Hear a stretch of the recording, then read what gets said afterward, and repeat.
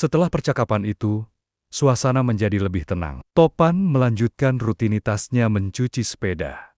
Sementara Dot masuk kembali ke rumah dengan pikiran yang campur aduk. Ada rasa lega karena titipan untuk ibunya sudah diterima oleh Topan, tapi juga ada kekhawatiran yang ia sembunyikan rapat-rapat. Di sisi lain, Bhumika duduk di ruang tamu. Ia merenung sambil menatap cangkir teh yang mulai dingin di genggamannya. Ada perasaan hangat setiap kali Topan muncul di sekitarnya.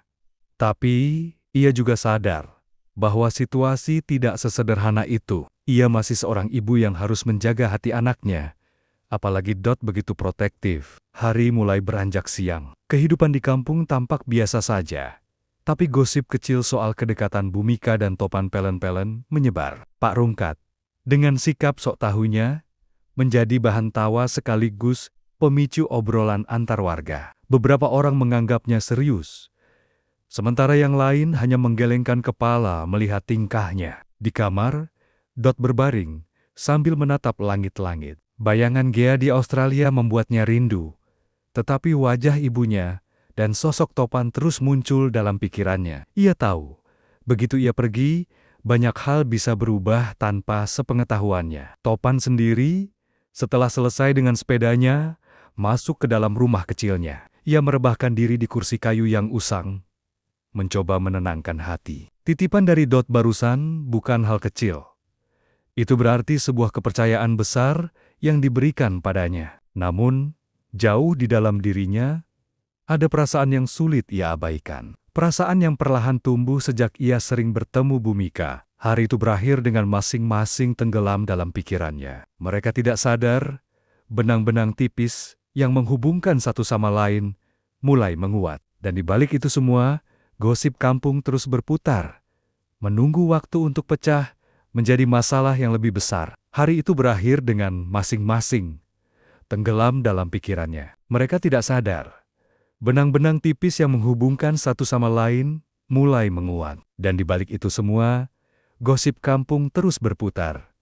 Menunggu waktu untuk pecah menjadi masalah yang lebih besar. Malam mulai turun, angin berhembus pelan melewati pepohonan di sekitar rumah Bhumika. Di dapur, ia menyiapkan makan malam sederhana. Sesekali ia menoleh ke ruang tamu, tempat Dot yang masih duduk dengan ponselnya terlihat tak fokus. Sehabis makan, Dot masuk ke kamarnya lebih cepat dari biasanya. Ia ingin istirahat, sekaligus menghindari perasaan aneh yang terus menghantui pikirannya tentang ibunya dan Topan. Sementara itu, Bhumika sendiri hanya bisa menarik napas panjang. Ia tahu, cepat atau lambat, harus ada penjelasan yang jujur. Topan di rumahnya masih terjaga. Lampu kecil menyala, sementara ia duduk menatap sepedanya yang sudah rapi bersih. Ia teringat ucapan Dot sore di tadi tentang titipan, tentang rasa percaya, sekaligus tentang kekhawatiran jika ia jatuh cinta lagi pada Bhumika. Kata-kata itu mengendap dalam hatinya. Ia tidak ingin melukai siapapun, tapi juga tidak bisa menolak rasa nyaman yang muncul tanpa diminta. Di sisi lain kampung, Pak Rungkat masih saja ngobrol dengan beberapa warga di pos ronda. Suaranya terdengar lebih keras dari yang lain.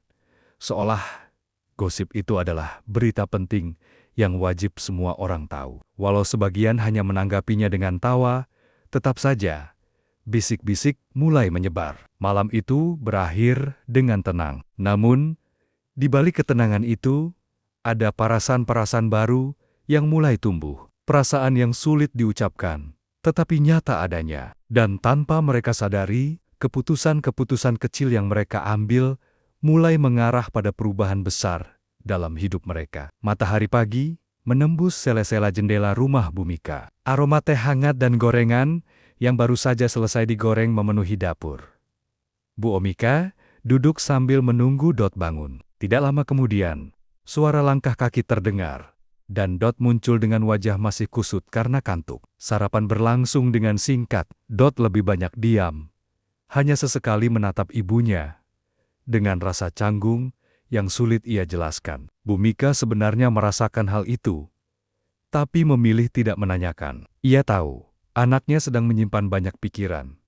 Selesai makan, Dot bersiap untuk berangkat mengurus dokumen keberangkatannya lagi. Sebelum keluar, ia sempat menatap ibunya lama, seolah ingin memastikan sesuatu, lalu akhirnya tersenyum kecil dan berangkat. Tak lama setelah itu, suara bel sepeda terdengar di depan rumah. Topan muncul dengan wajah segar, membawa beberapa sayur segar dari pasar. Ia sengaja membelikan sebagian untuk Bhumika, dengan alasan kebetulan lewat. Meski awalnya menolak karena merasa sungkan, akhirnya Bhumika menerima dengan senyum yang malu-malu. Mereka berbincang sebentar di teras. Obrolan ringan saja, tapi cukup membuat suasana jadi hangat. Dari kejauhan, ada beberapa tetangga yang melihat.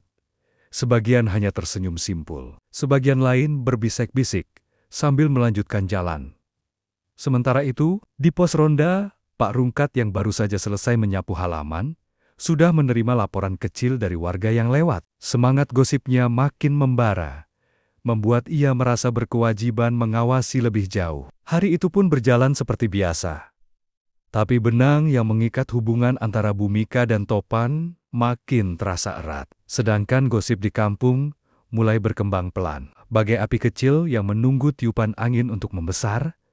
Menjelang sore, suasana rumah Bhumika sepi. Dot masih sibuk dengan urusan keberangkatannya.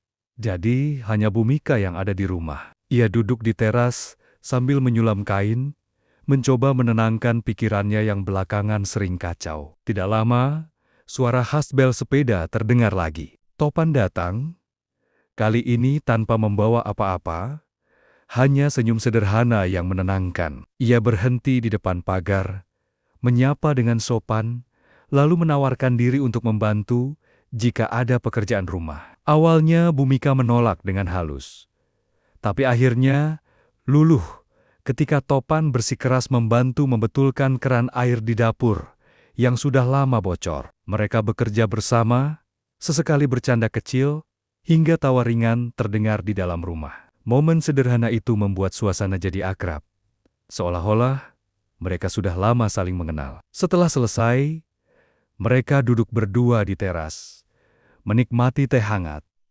Sore itu terasa berbeda. Tidak ada kata cinta, tidak ada pengakuan apa-apa, hanya keheningan nyaman yang sulit dijelaskan. Pandangan mereka sempat bertemu, membuat Bhumika buru-buru mengalihkan mata ke halaman.